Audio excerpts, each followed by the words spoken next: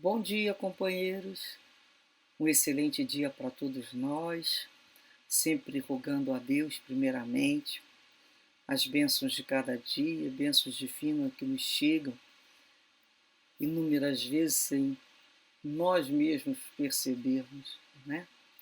Agradecemos a Jesus, as falanges dos trabalhadores espirituais que nos incentivam, nos apoiam, nos intuem a prosseguir o trabalho de leitura e de reflexões, buscando cada vez mais ampliar as nossas compreensões e entendimentos da vontade de Deus em nossa vida. Continuando em nossa playlist do livro Vinha de Luz, a lição de hoje é a lição número 48, que tem como título Cooperemos Fielmente, onde o Espírito Emmanuel nos traz o capítulo 3, versículo 9 da Epístola de Coríntios, a número 1, onde Paulo nos diz: pois somos cooperadores de Deus. O Pai é o supremo criador da vida, mas o homem pode ser fiel cooperador dele. Deus visita a criatura pela própria criatura. Almas cerradas sobre si mesmas declarar-se-ão incapazes de serviços nobres, afirmar-se-ão empobrecidas ou incompetentes. Há companheiros que atingem o disparate de se proclamarem tão pecadores e tão maus que se sentem inabilitados a qualquer espécie de concurso sadio na obra cristã, como se os devedores e os ignorantes não necessitassem trabalhar na própria melhoria. As portas da colaboração com o divino amor, porém, permanecem constantemente abertas e qualquer homem de mediana razão pode identificar a chamada para o serviço divino. Cultivemos o bem, eliminando o mal. Façamos luz onde a treva domine. Conduzamos a harmonia às zonas em discórdia. Ajudemos a ignorância com esclarecimento fraterno. Seja o amor ao próximo nossa base essencial em toda a construção no caminho evolutivo. Até agora temos sido pesados à economia da vida. Filhos perdulários ante o orçamento divino, temos despendido de preciosas energias em numerosas existências, desviando-as para o terreno escuro das retificações difíceis ou de cárcere expiatório. Ao que nos parece, portanto, segundo os conhecimentos que possuímos por acréscimo de misericórdia, já é tempo de cooperarmos fielmente com Deus no desempenho de nossa tarefa humilde. Então ele nos coloca aqui, de início, como é que nesse mundo, nesse campo em que Jesus nos convida a todos ao trabalho, como podemos ser cooperadores de Deus? Nós lembramos da nossa casa, quando criança, quando os pais tinham muitos filhos e cada um ajudava lá da forma que podia, de acordo com a sua idade. Um já recolhia o lixo, o outro lavava a louça, o outro ajudava a mãe a descascar um legume, o outro já ajudava a passar um sabãozinho nas peças do irmão, lavando, algumas partes, passando um pano na casa, tirando pó.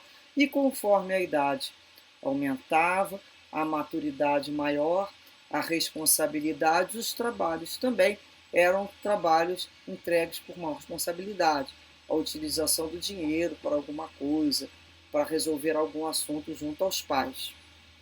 Então ele fala aqui que nós somos, por Deus, visitados pela própria criatura. O homem ajuda o homem pelo próprio homem. Olha, para que precisa chegar perto de nós um enviado alado, um espírito venha se materializar por nos ajudar, se Deus pode, através dos seus mensageiros, intuir alguém, fazer com que aquela criatura de boa vontade que ali se encontra, com maiores entendimentos, se aproxime de nós, trazendo aquela ajuda. Aquela ajuda pode vir das formas mais variadas, desde as formas materiais mesmo, de uma ajuda financeira, a uma ajuda de cunho moral, de cunho espiritual. Então a ajuda vai chegar. Isso nós temos que entender. Às vezes a gente fala assim, mas eu não estou vendo como eu vou ser ajudado. É uma questão de perceber a vida. E às vezes é quando a gente fala assim, nossa, nunca pensei que aquela criatura fosse chegar a mim para me oferecer e me ter sido tão útil na minha vida. Quantas pessoas nós esperamos que fossem nos ajudar e não nos ajudaram? Porque nós nos fixamos na ideia de retribuição. Nós damos por essa mão e queremos receber por essa mesma mão daquela pessoa. Mas nós vamos dar por essa mão e vamos receber por outra. Pessoas que a gente nem imaginava aparecer. É como se Deus nos falasse assim: o importante não era você ser ajudado?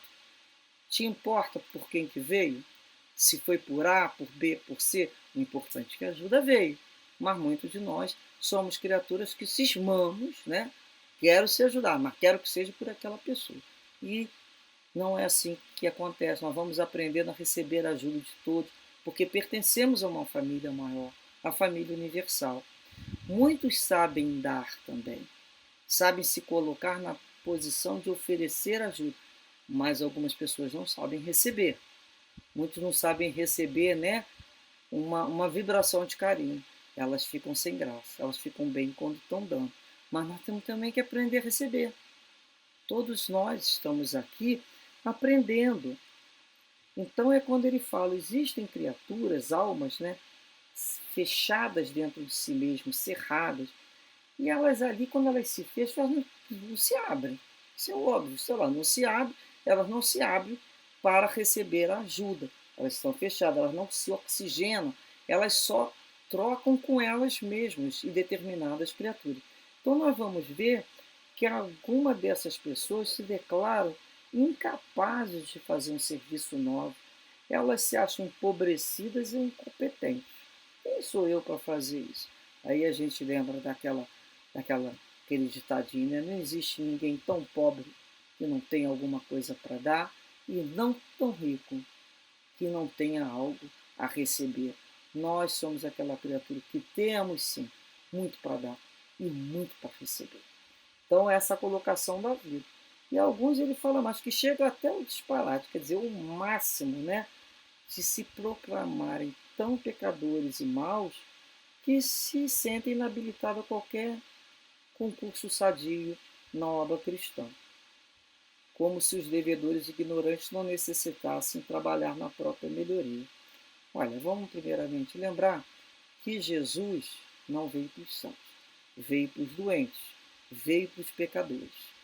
Misericórdia quero, né? Ele relembrou isso, e não sacrifício. Então ele veio para aqueles que a misericórdia de Deus, né, que já começam a desenvolver, estão necessitando.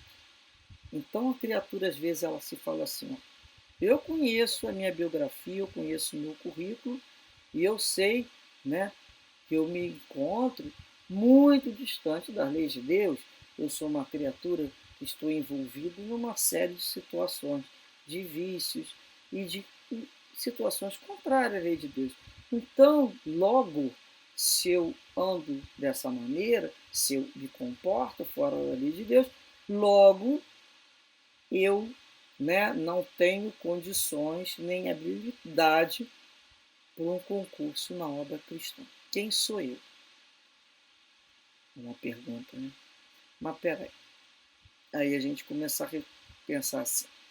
Aquele aluno que tem muita dificuldade numa matéria, ele não consegue progredir, e o outro aluno que já se sente capaz e se sai muito bem naquela situação, qual dos dois precisa estudar mais em própria melhoria?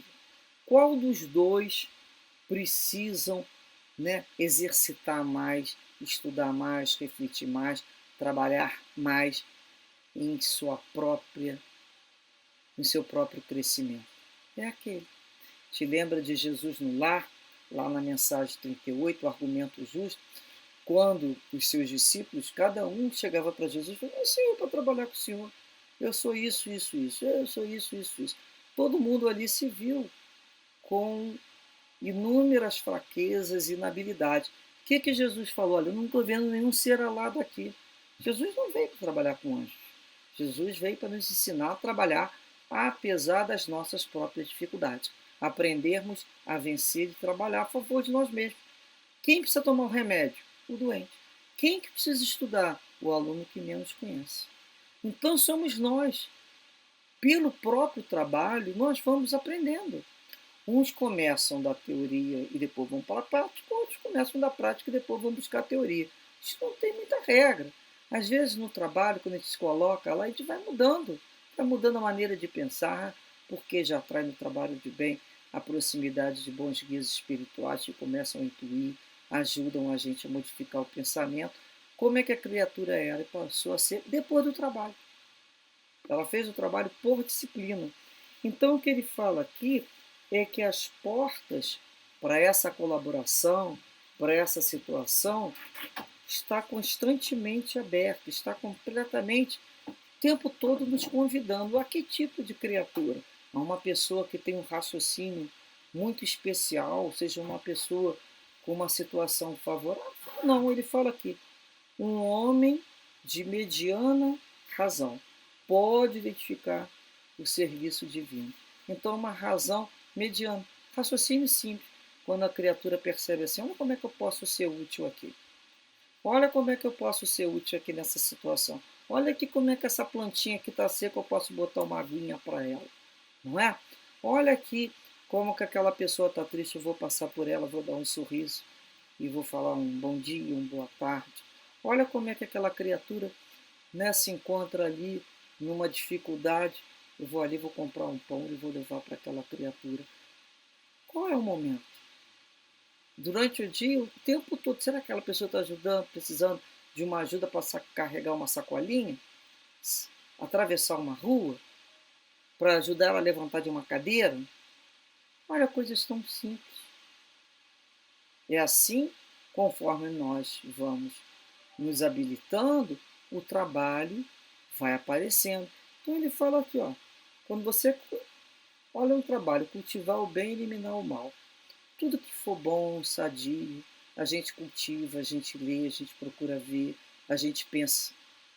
Porque o nosso pensamento é criador. E quando nos cheguem os pensamentos ruins, as emoções, né, aqueles sentimentos negativos, aquelas vibrações inferiores, a gente começa a eliminar. Falar, aqui você não tem lugar, não. Aqui eu não quero mais na minha vida, não. Eu quero eliminar esse tipo de assunto negativo, eu quero eliminar esse tipo de assunto que proclamam mal, eu quero eliminar da minha vida essas relações que são relações tóxicas, relações que estão sempre buscando o pior em cada um. Começo a eliminar e cultivar o que é bom para a minha vista, o que é bom para o meu ouvido, para o meu falar, para o meu viver. É a busca que a gente está fazendo. Fazer luz onde a treva domina. É quando a gente começa assim, mesmo que seja um pouquinho de luz. Está ali uma treva, está uma situação muito ruim, a gente vai levar um pensamento de amor, um pensamento de harmonia, vai lembrar de Jesus e vai colocar Jesus em torno nosso e daquela criatura que está ali numa dificuldade. É quando a gente já começa a levar harmonia numa zona de discórdia, de briga, de confusão. A gente chega pensando em Jesus, Jesus pacificando, Jesus acalmando os corações. Quando a gente só com o pensamento assim, que Jesus se encontre aqui nessa casa, se encontre nesse lugar, que essas pessoas não se alterquem, que evitem uma briga.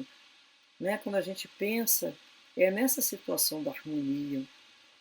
E às vezes a ignorância, o desconhecimento do outro, nós vamos levar um esclarecimento fraterno.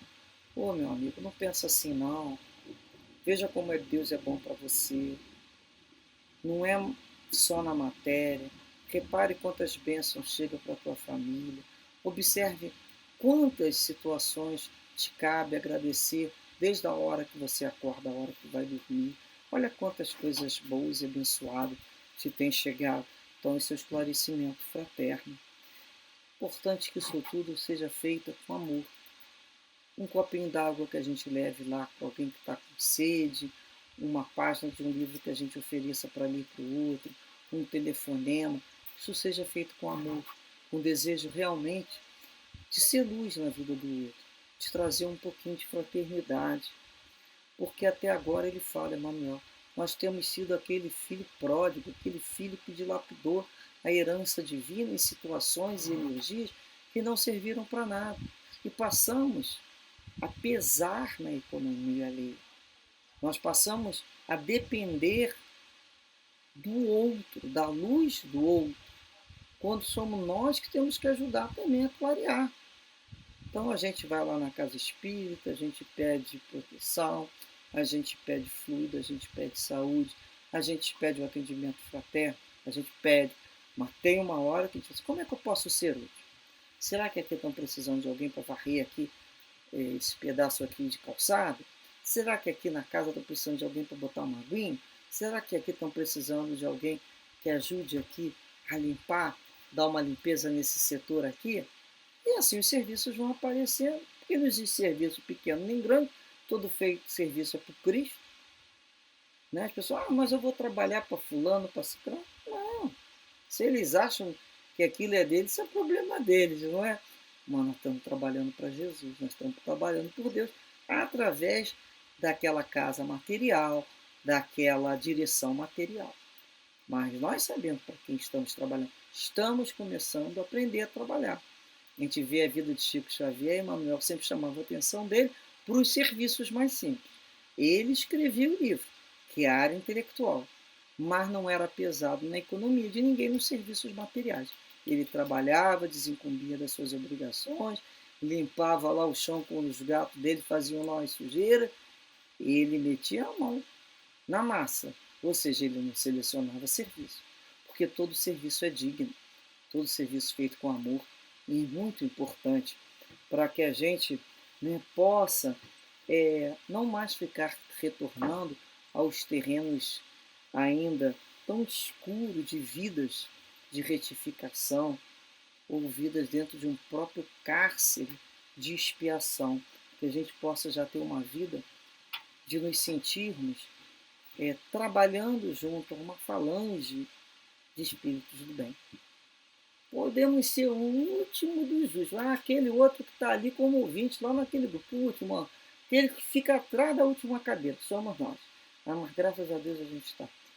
Graças a Deus a gente está sendo utilizado. Às vezes as pessoas ligam para alguém e pedem-lhe um favor, aí o outro fala assim, pô, mas só lembram de mim para trabalhar, só lembram de mim para ajudar. Graças a Deus, antigamente lembravam da gente para fazer o que não prestava. Hoje já lembram da gente por uma coisa boa. Então isso não é um dever, isso foi um direito conquistado. Vocês já imaginaram ter como amigos o direito de trabalhar numa falange de Cristo? Isso é um direito, não é para qualquer um. Então a gente já começa a compreender que, segundo os conhecimentos, né, que possuímos, como é que são esses conhecimentos que já possuímos? Por misericórdia divina, ainda não é nossa. A misericórdia divina nos alarga a percepção, nos amplia a visão espiritual, o conhecimento, o entendimento da vida. Para isso, podermos cooperarmos fielmente com Deus no desempenho das tarefas, por mais humildes elas sejam. Que possamos, então, ser esses instrumentos de Deus, possamos sentir essa alegria de participar. E para encerrarmos, vamos aqui lembrar da oração de São Francisco de Assis, que na realidade também podemos chamar da oração do trabalhador do Cristo. Ela é uma oração que geralmente é cantada, muitos conhecem, mas para isso eu não me atrevo. Então iremos ler com a alegria de um cântico. Senhor, fazei-me instrumento da vossa paz.